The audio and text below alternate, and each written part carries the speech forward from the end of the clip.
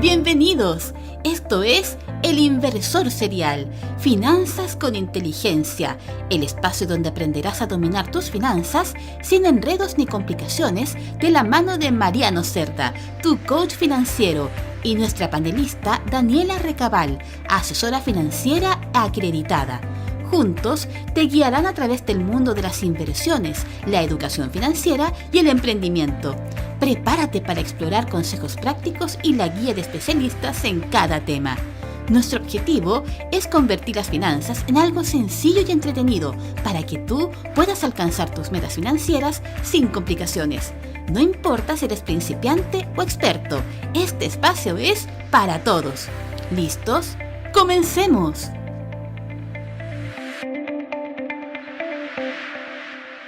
Hola, ¿qué tal? Bienvenidos a un nuevo capítulo de El Inversor Serial, Finanzas con Inteligencia. El programa en donde hablamos de educación financiera, inversiones y emprendimiento. Porque una buena educación financiera te puede llevar a realizar buenas inversiones con conocimiento. Una buena inversión te puede dar buenos resultados y con esos resultados crear tu gran emprendimiento que a lo mejor siempre soñaste. Un buen emprendimiento que da buenos resultados, con una buena educación financiera lo puedes capitalizar realizando buenas inversiones. De eso se trata El Inversor Serial, Finanzas con Inteligencia. En este momento estamos por iniciar el segundo capítulo de la nueva temporada y vamos a hablar principalmente de renta fija. Si bien en el episodio anterior hablamos sobre el mercado de valores, donde aprendimos a conocer en su definición el mercado de valores. Hablamos de la regulación del mercado, todas las aristas del mercado de valores, los actores, cómo influye esto en la economía de cada país, de cada región del mundo entero. Y bueno, aprendimos bastante sobre eso y lo pueden ver en nuestro canal para revisar lo que fue el capítulo anterior. Nuevamente quiero saludar a nuestra querida panelista Daniela Recabal, nuestra asesora financiera acreditada por la CAMB. Daniela, ¿cómo estás? Muy bien, muy contenta nuevamente y expectante también de todo lo que se viene en adelante, que nuestros auditores y quienes nos están viendo puedan aprender a identificar los conceptos del mercado de valores. Hoy en este capítulo nos vamos con la renta fija. Así es, vamos a hablar con la renta fija y próximamente también vamos a hablar de la otra parte, la renta variable, pero hoy nos convoca la renta fija. Así que Daniela, yo creo que, vamos a partir hablando directamente sobre este tema de lo que es la renta fija, pero para eso también quiero dar una pequeña mención a modo introductor. La renta fija quizás para muchos es para perfiles o clientes inversionistas que son más conservadores, por así decirlo. Todo tiene que ir asociado a los temas de los perfiles de riesgo y distintas aristas que tienen que tener los inversionistas para tomar este tipo de inversiones que son la renta fija. Daniela, ¿te parece si seguimos con la dinámica de siempre? Me parece súper bien. Yo te voy haciendo preguntas. Dale. Y le vamos respondiendo a nuestros auditores, a quienes nos están escuchando y viendo. Daniela, partamos por la definición de renta fija y sus principales instrumentos. Así que, Daniela, cuéntanos, ¿cómo podemos definir la renta fija de manera sencilla y por qué se considera esencial para muchos inversionistas?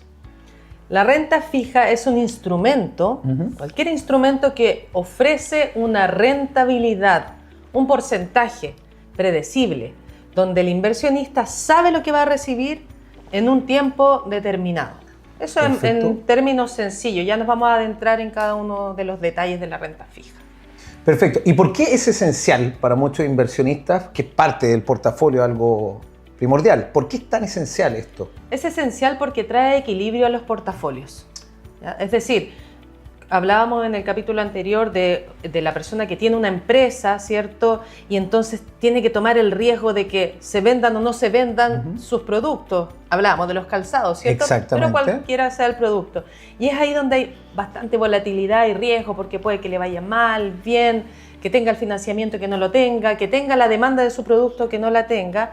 En cambio, la renta fija no va al riesgo del negocio. Ah, perfecto. Va a un porcentaje que se va a pagar dentro de un periodo determinado. Entonces eso trae equilibrio y como tú mencionabas anteriormente, si hay alguien de perfil conservador, le va a dar un poco más tranquilidad de invertir en renta fija. Perfecto. ¿Ya? Se va a sentir más confiado en ese... Más en su confiado, portafolio. más tranquilo, sabe lo que va a recibir, Ya. no está exento de riesgos, pero Para. sí es bastante más conservadora. Perfecto, Dani.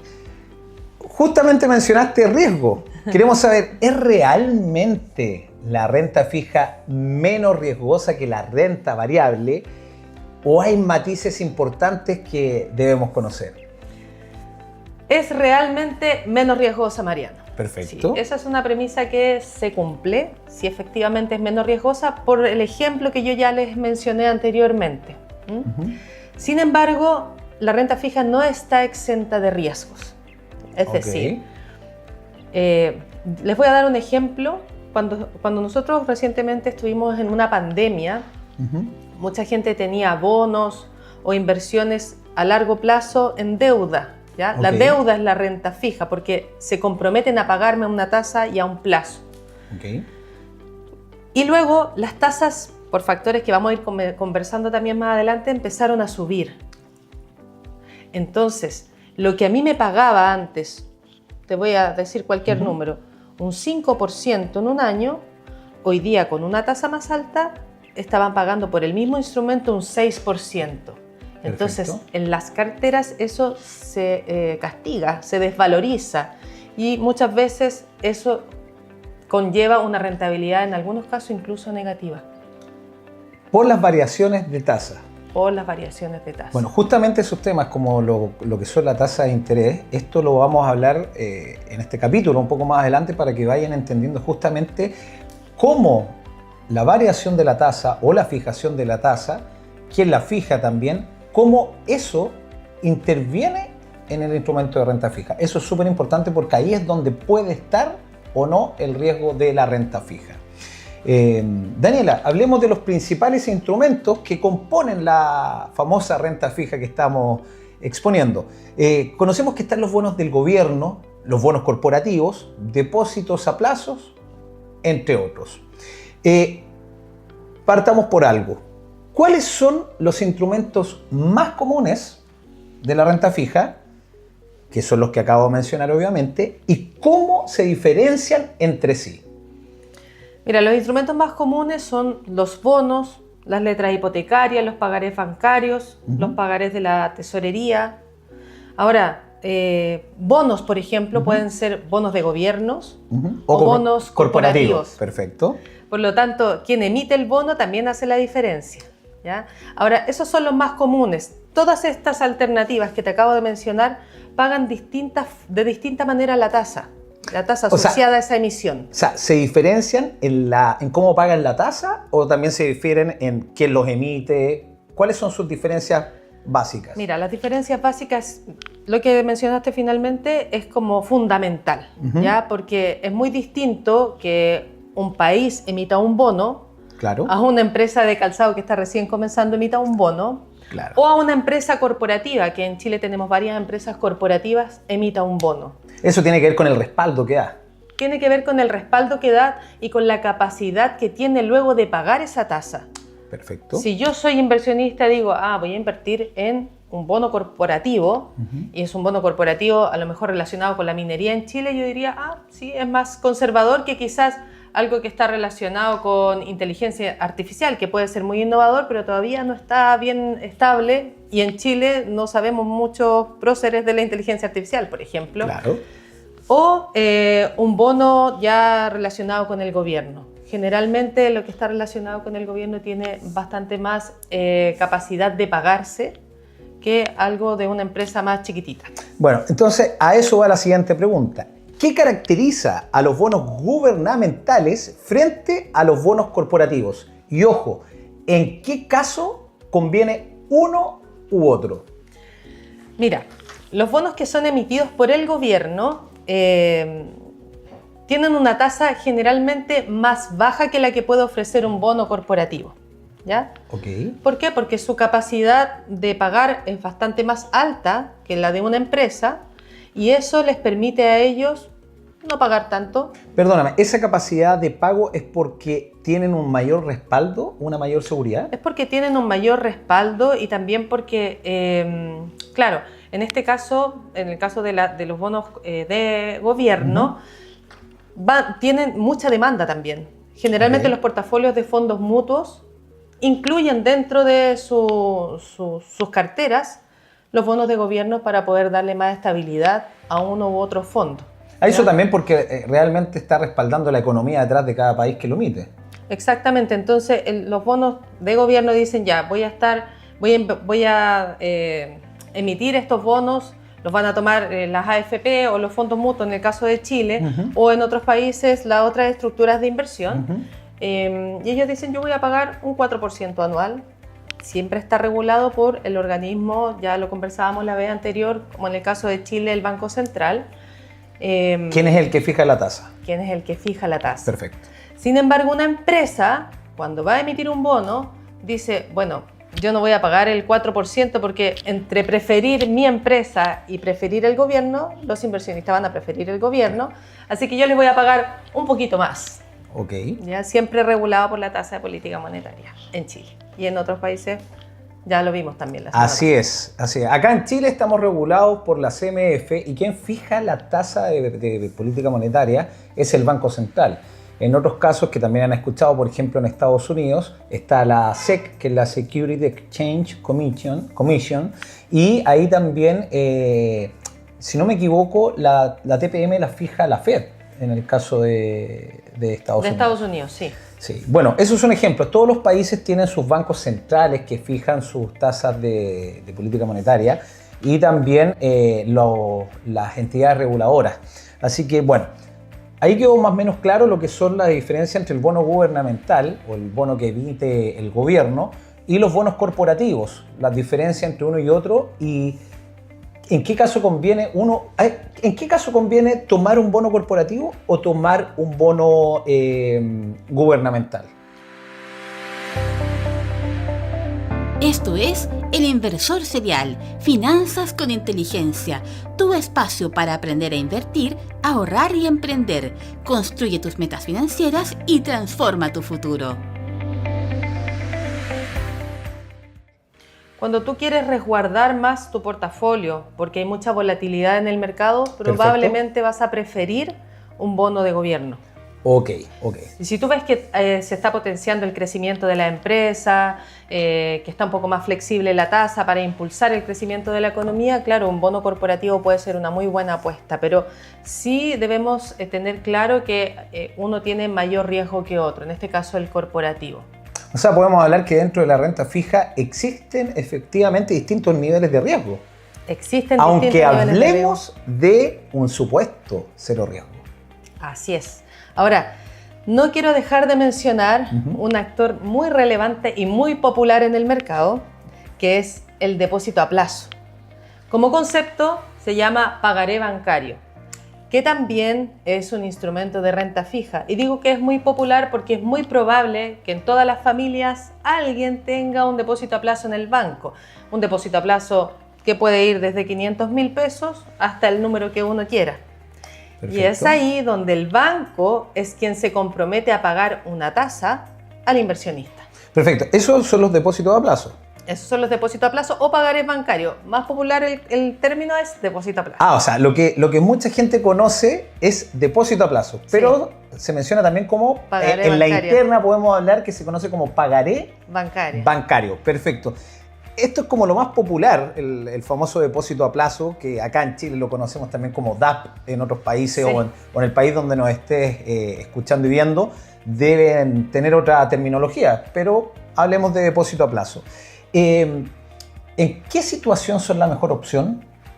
Los depósitos a plazo muchas veces, por ejemplo, voy a remitirme nuevamente a la pandemia, que fue algo muy reciente que vivimos, comenzaron a subir las tasas, ¿ya?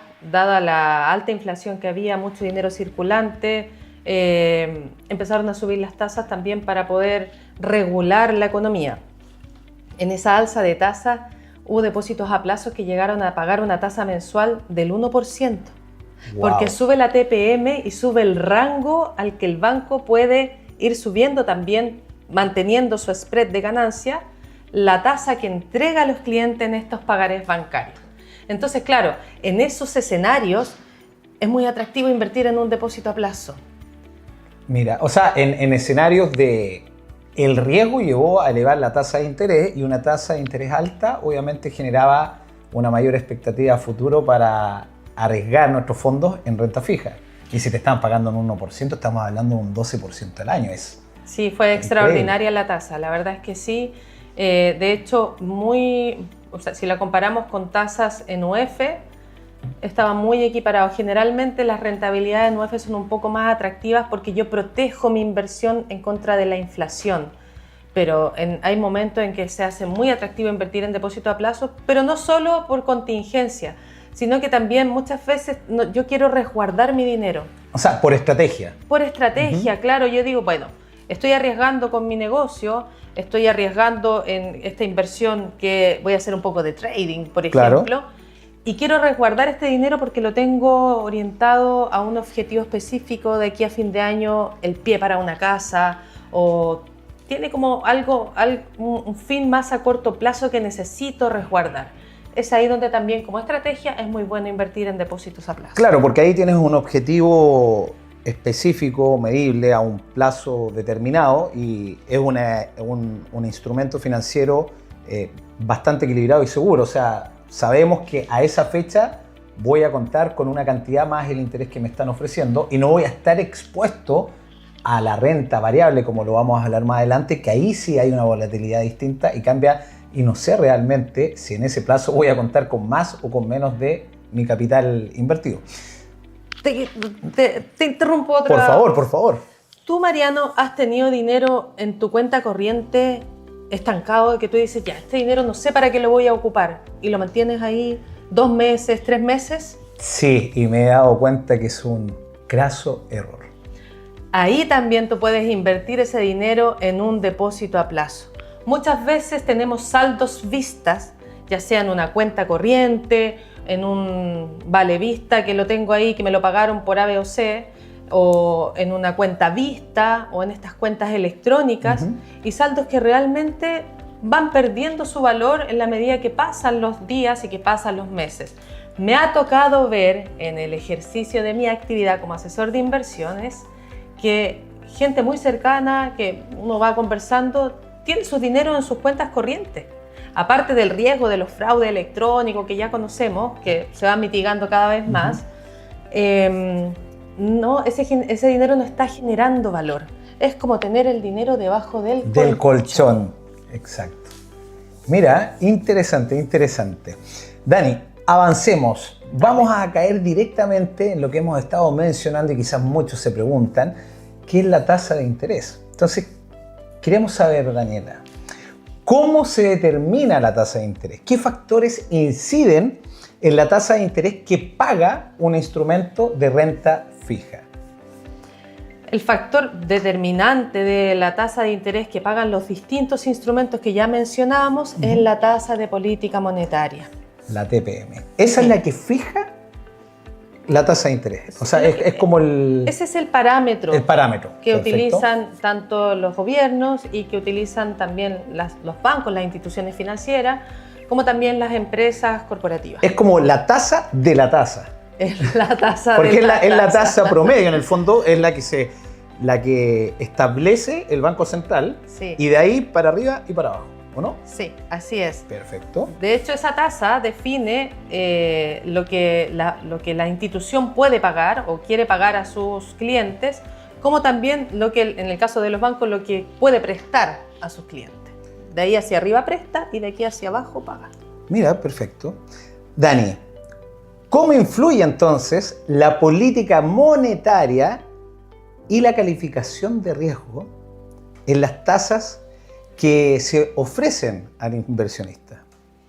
Mira, la política monetaria influye en las tasas que se ofrece al inversionista de partida porque el Banco Central, al definir la tasa, está revisando constantemente cómo está la inflación. ¿Ya? Cómo está la inflación y eso va a provocar que si la tasa aumenta, entonces van a aumentar también las posibilidades de ganar en un instrumento de renta fija para mí como inversionista. Y si esta tasa disminuye, también entonces va a disminuir mi rentabilidad. Muchas veces eso generalmente está relacionado con la inflación y el Banco Central se preocupa de regular la inflación a través de la tasa de política monetaria. Perfecto. Vamos quedando cada vez más claros en cómo va funcionando este tema de la renta fija. Ahora,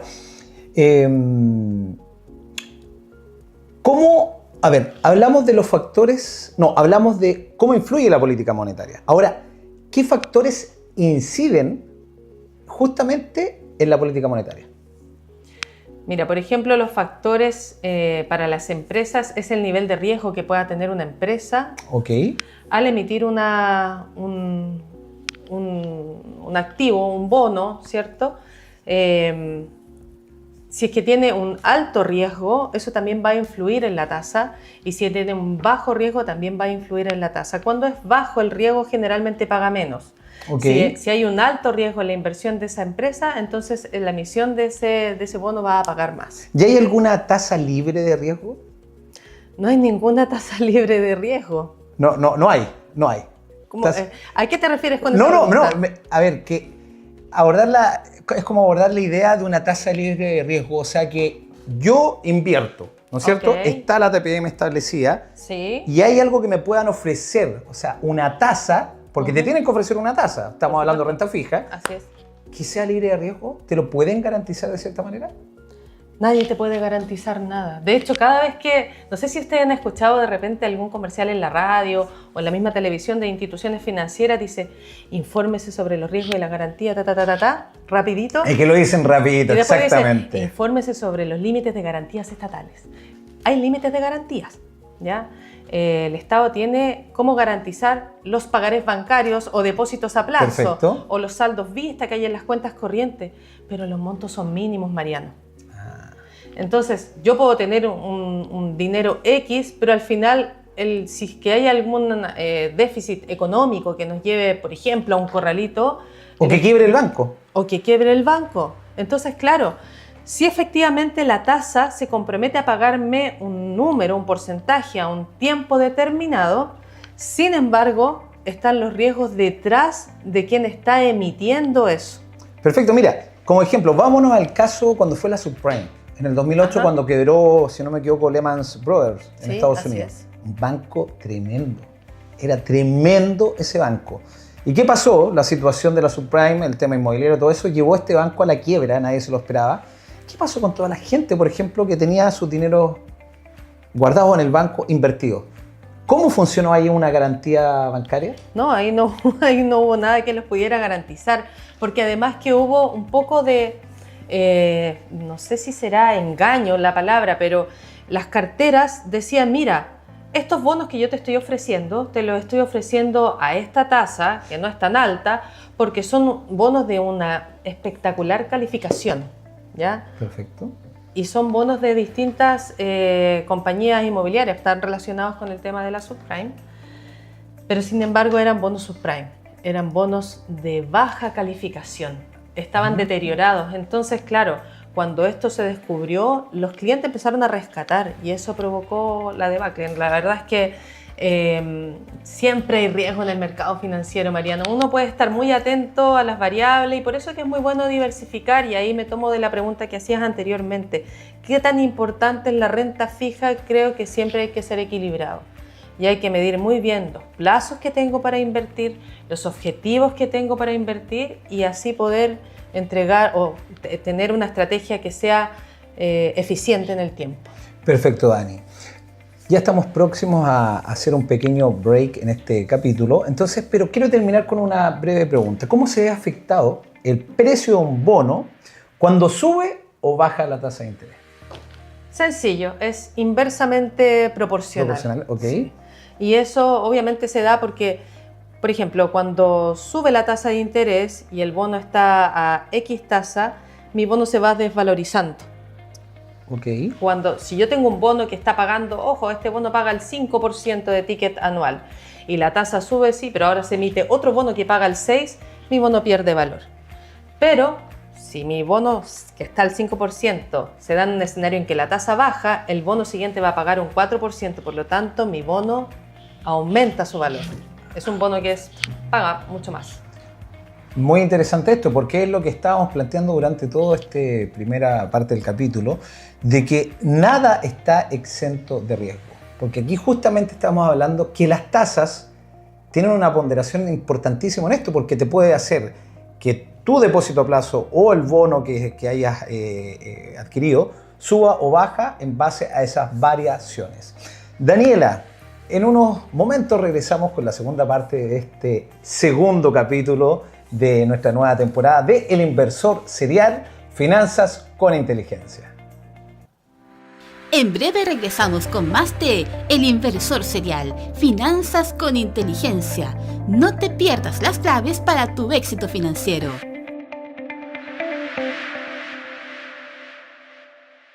Estás en El Inversor Serial, Finanzas con Inteligencia. Una ventana hacia la libertad económica. Aprende sobre inversiones y emprendimiento. Hola, soy Mariano Cerda, tu coach financiero, y quiero invitarte a dar el gran paso hacia tu libertad financiera y desarrollo personal con mi podcast El Inversor Serial.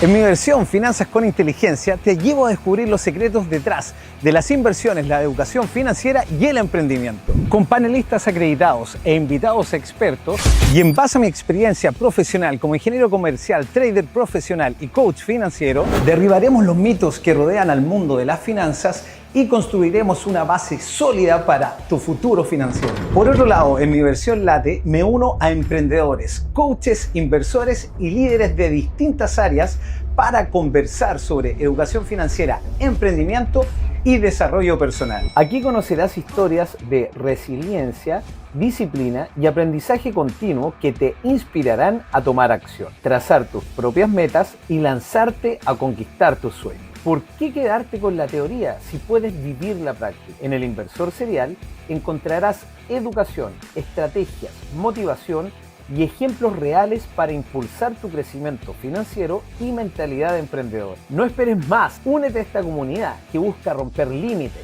aprender continuamente y transformar ideas en resultados. El Inversor Serial te está esperando para que juntos logremos la libertad financiera que mereces. Te espero en cada capítulo.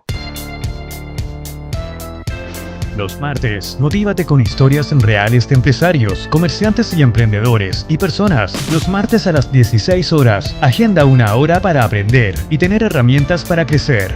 El Cowork con Rafael Manso, el programa donde impulsamos tu éxito, en vivo y full motivación por la 103.5 FM, UCB Radio. El Cowork es una presentación de Chuck E. Cheese, Viña del Mar, Psicoarte.cl y Transforma Consultores. Sumergirme en el mar es mi pasión. Nado entre sus olas y fluyo con su fuerza. Cada vez que me adentro, estoy lista para enfrentar cualquier desafío y superarlo. En los mercados financieros, ocurre algo similar. En estos entornos cambiantes, la capacidad de adaptarse, la preparación y el conocimiento marcan la diferencia entre el éxito y el fracaso. Y con una estrategia sólida y una gestión inteligente del riesgo, podemos alcanzar nuestras metas. Descubre cómo RegVal puede ayudarte a navegar los mercados financieros con confianza.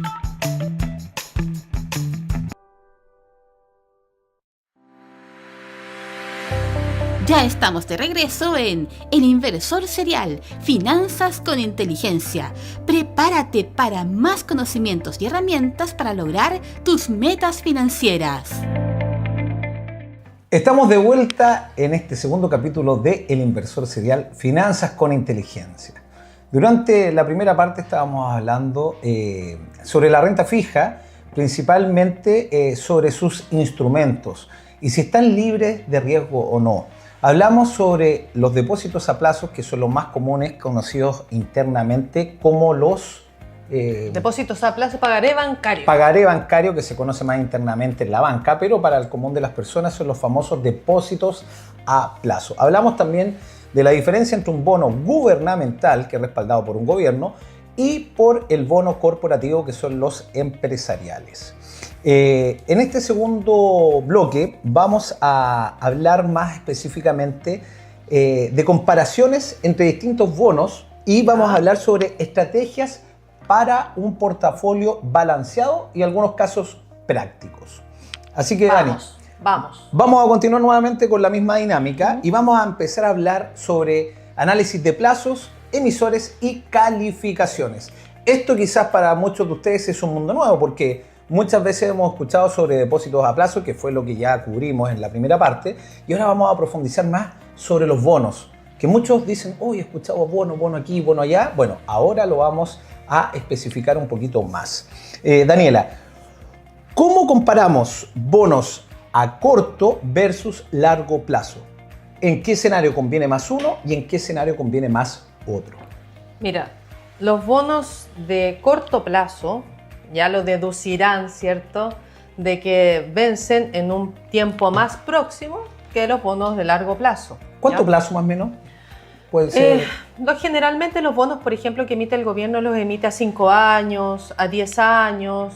¿Ya? Que podemos ver distintos tipos de bonos dependiendo de la necesidad del emisor. Okay. ¿Ya? Una empresa puede emitir un bono a 1 año dependiendo también de lo que requiere para financiar su negocio. ¿Ya? Lo que yo he visto generalmente, ahí es un poco más flexible. ¿Ya? Puede ser 3 años, 5 años, bueno.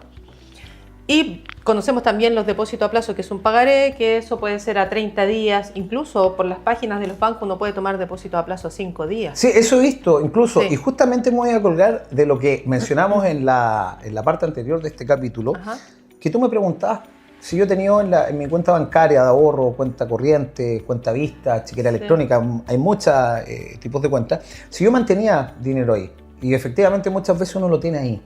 Y hoy en día, estas herramientas de los depósitos a plazo en distintas plataformas, y no solamente acá en Chile, en cualquier país de donde nos estén viendo y escuchando, existe esta posibilidad de que uno puede contratar en línea un DAP por 5 días. O sea, yo tengo una cantidad de dinero ahora específica y digo, ok, no lo voy a utilizar por lo menos en una semana. O de repente lo que uno dice, no, esto lo guardo como fondo de emergencia. Exacto. Y uno lo guarda en un depósito a plazo y lo pone a 7 días. Aunque sume muy poco, ese muy poco es algo que ustedes no tenían en la cuenta, o que yo no tenía en la cuenta, o que tú no tenías en la cuenta. Entonces, siempre el concepto de hacer crecer nuestro dinero, y estas herramientas son para eso, por lo menos para protegernos de la famosa inflación. ¿Ya? Nos salió al unísono. Así que es súper importante. Ahora, volvamos al tema de los bonos, y que también tiene que ver aquí los depósitos a plazo. ¿En qué escenarios conviene más un bono a corto plazo o un bono a largo plazo? Bueno, ya diferenciamos el plazo, obviamente, que se deduce. Los bonos de corto plazo tienen menor riesgo, Mariano. Menor riesgo, ya. Porque están más próximos a vencer y están menos sujetos a las volatilidades que se puedan ir dando a lo largo del plazo, que sí le toca esperar al bono más largo, ¿ya? Por lo tanto, también están más sujetos, o menos sujetos, perdón, al riesgo de la inflación. El caso de los bonos más cortos o de las emisiones de instrumentos de deuda más cortas que las de largo plazo. Por lo tanto, también, y esto es como concepto, yo creo que todos podríamos más o menos entender esto o tener ya internalizado esto, que a mayor riesgo, ¿cierto? Porque hay más riesgo en el plazo, también puedo obtener mayor rentabilidad. Mayor rentabilidad, claro. Por lo tanto, un bono de corto plazo me va a entregar un riesgo más acotado, pero también me va a entregar una rentabilidad menor. Claro. ¿Ya? Está directamente relacionado con eso. El bono de corto plazo no tiene tanta exposición a la inflación, no tiene tanta exposición al riesgo de las variaciones de la tasa en el tiempo, pero también me va a entregar menor rentabilidad. De la misma manera, el bono más a largo plazo promete una rentabilidad mejor. Claro. Una rentabilidad mejor, pero estamos expuestos más tiempo que puedan pasar cosas. guerras comerciales, cualquier tipo, hasta los famosos cisnes negros que pueden pasar de repente y eso te puede ver afectado a largo plazo. Por eso que respondiendo a la pregunta que me hacía, ¿en qué conviene o en qué minuto, en qué circunstancia de mi estrategia de inversión conviene más un bono que otro? De nuevo, tiene que ver mucho con mi perfil de riesgo, tiene que ver mucho con mis objetivos de inversión, cuánto estoy dispuesto a esperar que esa inversión me entregue un rendimiento. Es muy importante lo que dice Daniela, porque tenemos que tener muy claro nuestro horizonte de inversión y todo eso se define en nuestro perfil de inversionista, donde medimos nuestra tolerancia al riesgo. Y eso lo pueden hacer entrando a las páginas de, en este caso en Chile, de la CMF, donde puedes evaluar tu perfil de riesgo. Incluso en cualquier institución financiera te tienen que hacer el perfil de inversionista. ¿Ya? No puedes y no pueden ofrecerte una inversión sin conocer tu perfil de inversionista, porque al no conocer tu riesgo, no conocen tu horizonte de inversión. Y en base a ese horizonte de inversión, podemos ver si conviene invertir en un bono a corto plazo o en un bono a largo plazo, especificando netamente sobre bonos. Así es, tal cual tú lo has dicho. No lo pudiste decir mejor. Muy bien. Dani, ¿cuál es la diferencia principal entre bonos gubernamentales y bonos corporativos de alta o baja calificación? O primero, definamos qué es una alta calificación y una baja calificación. Mira, una alta calificación es la capacidad de pago que tiene el emisor. Y por lo tanto, directamente relacionado con su capacidad de pago, va a tener una buena calificación. Hay distintas empresas que se dedican a calificar, ¿cierto? Y a dar un índice de calificación, pero nos vamos a remitir a los conceptos principalmente. Entonces, de la misma manera, una empresa o un gobierno que tiene menos capacidad de pago tiene una menor calificación. Y esto afecta tanto a empresas como a países. Wow. Hay países que tienen una mejor calificación porque tienen la capacidad de responder frente al compromiso de ese bono emitido. Oye, disculpa, esa capacidad de responder tiene que ver también lo que como país, como economía, de algún lado tenemos que hacer algo valer, ¿no es cierto? Por ejemplo, me imagino que Chile nos da mucho peso a lo mejor el cobre. Claro, ¿no? sí, así es. En otros países otro mineral o no sé, el tipo de producción. Eso tiene que ver que el país se puede respaldar netamente en su capacidad, me imagino, productiva que puede responder, algo con lo que pueda valer. Estás en El Inversor Serial, Finanzas con Inteligencia, una ventana hacia la libertad económica. Aprende sobre inversiones y emprendimiento e impulsa tu progreso financiero. El hecho de que un país tenga recursos importantes, ya sea por commodities u otro recurso, no necesariamente va a ir de la mano con una buena calificación de país. Ya, perfecto. Siempre es importante que estemos viendo. Ya conocemos países que tienen excelentes recursos, pero que han tenido malos gobiernos. O quizás más que malos gobiernos, malas administraciones, ineficiencia en la administración de estos recursos. Claro, porque en el fondo un país tenemos que asociarlo de cierta manera que es como una empresa, se tiene que administrar y esa calidad de administración es la que se va a transmitir a la seguridad que puede tener o no un país para responder frente a los bonos que emite. Efectivamente, y a veces han caído en mucha deuda también. Tratan de responder rápidamente a distintos requerimientos liderados por una mala administración y se endeudan y se sobreendeudan. Entonces, si tú ves un país que está muy endeudado, ¿vas a confiar en que te van a emitir un bono que va a pagar? Ahí es la capacidad de pagar, es lo que finalmente va a determinar tu calificación, ya sea que seas un país o que seas una empresa. Perfecto, y ojo con lo que dice Daniela, porque ahí hay algo muy importante, la capacidad de pagar. Y por eso hice la pregunta anterior. Por ejemplo, claro, Chile tiene cobre, otros países tienen otros minerales, algún país tiene una capacidad productiva tremenda, pero eso realmente garantiza o no que podamos responder o no. Y ahí viene la respuesta que, claro, tiene que ser una economía o un país bien administrado. Si hay una buena capacidad de administración, va a haber una confianza en el mercado y la emisión del bono de ese gobierno va a estar de cierta manera más respaldado porque sí, tiene capacidad de pago. Y como dice Daniela recién, justamente esa capacidad de pago tiene que tener relación no solo con lo que yo tengo, tiene que tener relación con la administración, justamente, y de esa manera me van a calificar si el bono es bueno o con una baja calificación. En el fondo, que yo voy a escoger un bono que tenga mejor capacidad de pagarme que un bono que no tenga tanta capacidad de pago. Tanta capacidad de pago. Entonces, finalmente, si el gobierno que emitió el bono está bien administrado y tiene o no la capacidad de pago, también Daniela dijo la deuda. Pueden estar muy endeudados. Y ojo, un país muy endeudado efectivamente no tiene relación si yo tengo tanta materia prima o tantos commodities para ofrecer al mercado o tanto respaldo, por ejemplo, Chile con el cobre, si en realidad tengo una deuda tremenda.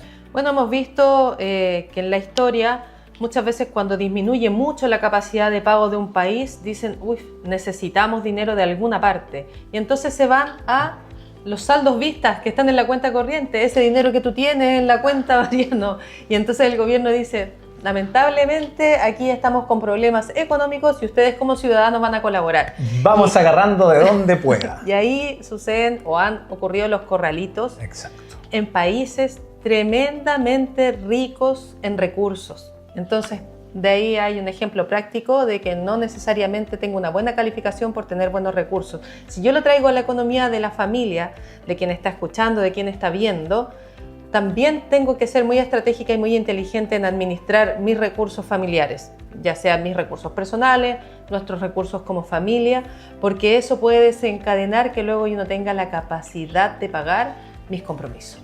Efectivamente, así que todo va de la mano de una buena administración. Eso es lo que nos puede garantizar buenos resultados. Y con eso vamos a respaldar cualquier tipo de inversión, por ejemplo, en este tema de los bonos.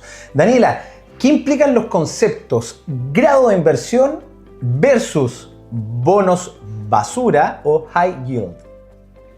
Mira, los grados de inversión se refiere a los bonos que tienen una buena capacidad de pago, ¿ya? Okay. Es decir, que tienen un bajo riesgo al momento en que estos se emiten. Una empresa corporativa conocida en Chile probablemente va a emitir un bono que tiene una buena capacidad de pago porque tienen una producción ya contabilizada, el mercado estudiado, contratos para un año para su producción y eso obviamente les garantiza. Sin embargo, hay bonos basuras que se les llama o bonos high yield de empresas que no necesariamente tienen una buena capacidad de pago. Eso no quiere decir, ojo, que no vayan a pagar, o que no vayan a, pero sí, como necesitan el financiamiento, esta empresa más consolidada, más grande, ya lo tiene, per se conoce que le va bien, una marca conocida, versus esta startup que está recién partiendo, ¿cierto? Y la verdad es que no sabemos mucho de su historia. Puede tener un proyecto espectacular que le vaya súper bien, pero no creemos tanto en esta empresa. Porque no hay estadística que respalde en realidad si es bueno o no el negocio. Exactamente. Y ahora, si a eso le sumamos que la empresa está muy endeudada para poder comenzar, claro, su capacidad de pago disminuye. Entonces se vuelve una empresa high yield o los bonos que puede emitir son bonos high yield. Perfecto. O bonos basura. O bonos basura. Ahora, ojo, porque en Chile tenemos empresas que están emergiendo, ¿cierto? Y si nosotros nos vamos, no sé, a una economía desarrollada como Estados Unidos, probablemente los bonos high yield de Estados Unidos se parecen mucho a bonos corporativos de Chile. Exactamente. Bueno, ahí a la escala de la economía de cada uno. Exacto. Pero bueno, vámonos ahora a consejos sobre portafolios. ¿Ya? Vamos a hablar sobre el desarrollo de un portafolio balanceado de renta fija. Daniela, vamos a hablar de estrategias y recomendaciones prácticas. Así que Dani, ¿cómo se arma un portafolio balanceado de renta fija para alguien con perfil, obviamente, conservador? Un portafolio balanceado se arma en base primero al perfil de riesgo, el perfil del inversionista. En este caso, conservador. Bueno, claro. Donde obviamente vamos a ponderar, me imagino, más a menor riesgo y eso tendría que ser renta fija. Ya, sí, estamos claros. Teníamos ese concepto como base, ¿ya? Lo otro es diversificar en plazos, Ok. diversificar en emisores, apliquemos el conocimiento, ¿cierto? De Pero este todo esto capítulo. en renta fija. Todo Solo esto renta en fija. renta Perfecto. fija. Es decir, puede ser un bono corporativo, ¿cierto? Yo quiero apostar a darle un poco más, a apostar un poco más de rentabilidad de mi portafolio. Entonces voy a optar por fondos que invierten en bonos corporativos a 3 años, 5 años, ¿ya? Algo que me pueda dar un poco más de riesgo, ¿cierto? En mi portafolio. O 10 años, ¿ya? Podemos optar a distintas alternativas como para darle mayor valor a la renta fija. Y también tener bonos de gobierno, ¿ya? Dentro de mi portafolio, incluso depósitos a plazo. ¿Ya? Depende mucho también de los objetivos, cómo yo voy a armar mi portafolio de renta fija. Por ejemplo, pasa mucho que las empresas, yo te preguntaba recién, ¿tú tienes dinero en tu cuenta corriente claro, que no lo mueves? Pasa mucho que las empresas tienen también a veces saldos vistas impresionantes. Y yo te digo, de repente he visto saldos vistas de 1.000 millones, 2.000 millones. Y claro, como dicen, este dinero lo vamos a ocupar dentro de 20 días, ahí lo mantienen estancado. En la caja ahí como... Esta es la plata de la caja. Sin embargo, los ejecutivos de inversión de los bancos, cuando están atentos a estas cajas, estos saldos vistas, les ofrecen a los clientes los fondos money market. Un money market es como un... Lo que pasa es que, por definición, los fondos money market en todo el mundo, la emisión de los pagarés bancarios que están dentro de esos money market, o pagarés bancarios o depósito a plazo, como promedio no exceden los 90 días. Ok. Por lo tanto, el plazo es bastante bajo, Acotado. el riesgo es bastante bajo y generalmente rentan positivo. Entonces, yo voy a construir mi portafolio de renta fija bajo un perfil conservador, considerando plazos, considerando niveles de riesgo y cuál es el objetivo también de esa inversión.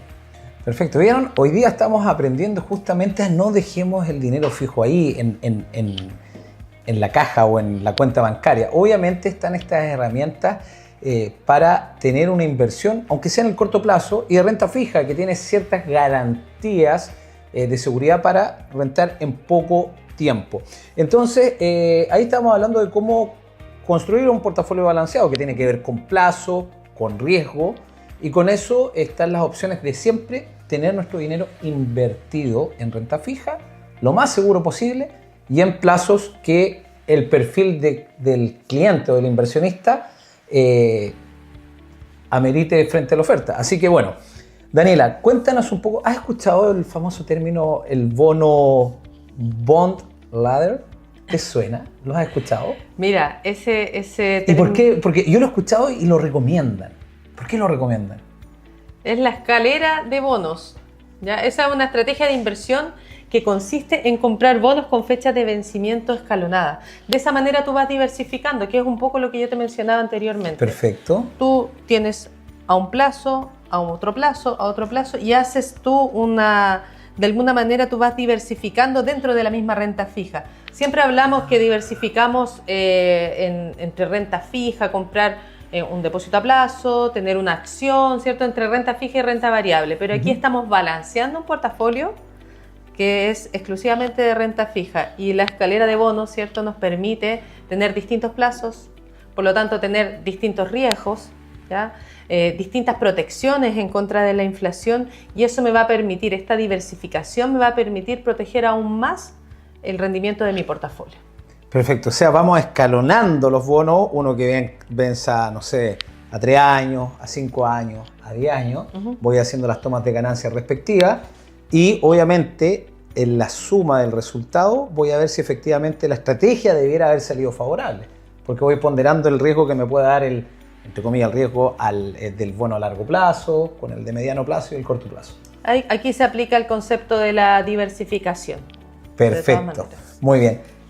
Dani, ¿cómo influye la famosa inflación que hemos escuchado tantas veces en la elección de los bonos?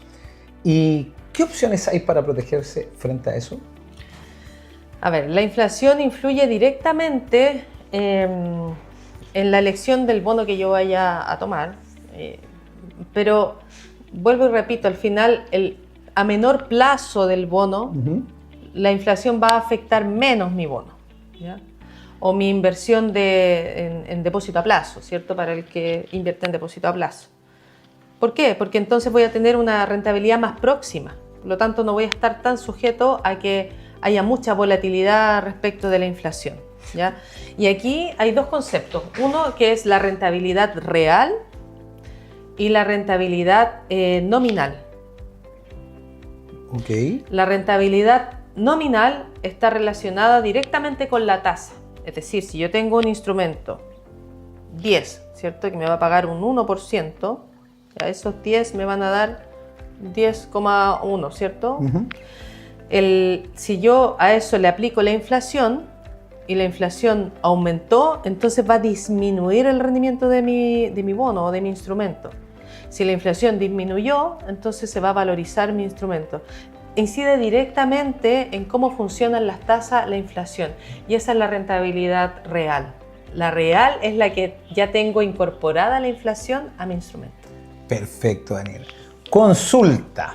Aquí va un caso más práctico dentro de tu experiencia como asesora financiera acreditada por la CAMB. ¿Tienes algún ejemplo típico de algún, no sé, un inversor que necesita ingresos fijos en el corto plazo?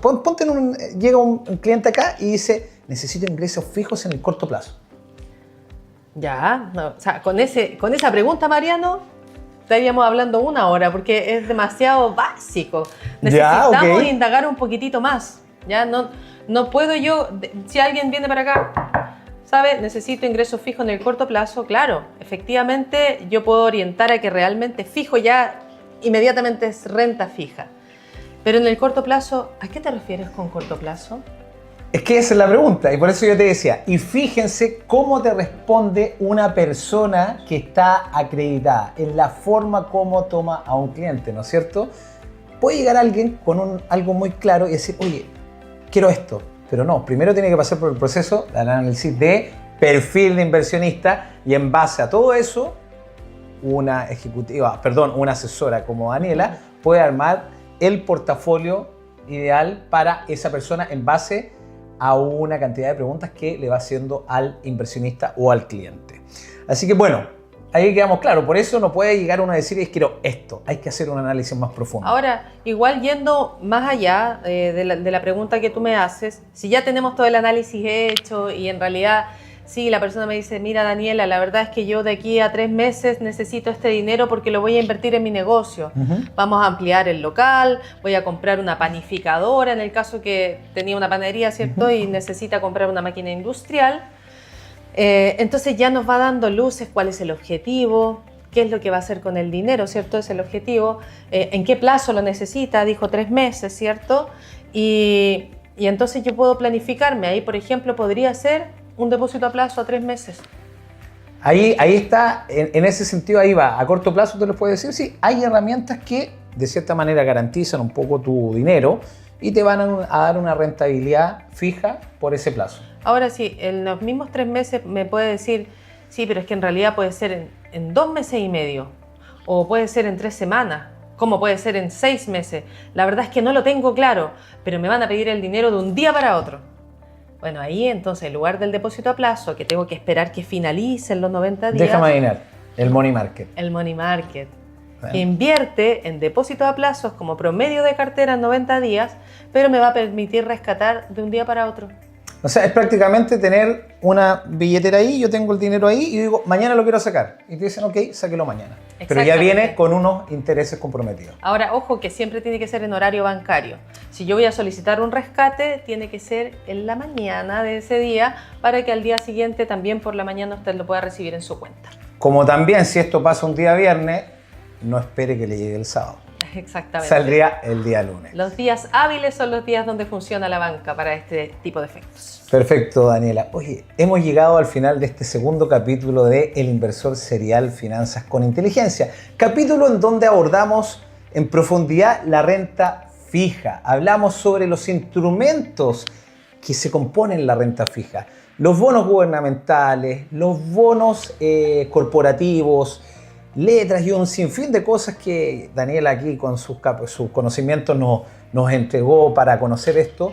Hablamos de los depósitos a plazo. Conocimos el Money Market, que es una herramienta financiera para poder invertir tu dinero que no esté estático y retirarlo lo antes posible, o sea, de un día para otro. Entonces, hay muchas opciones. Hablamos de diversificación, hablamos del escalamiento de los plazos y hablamos de la importancia de la tasa de interés que es fijada a través de la tasa de interés va variando a través de la TPM que es fijada, en este caso en Chile, por el Banco Central.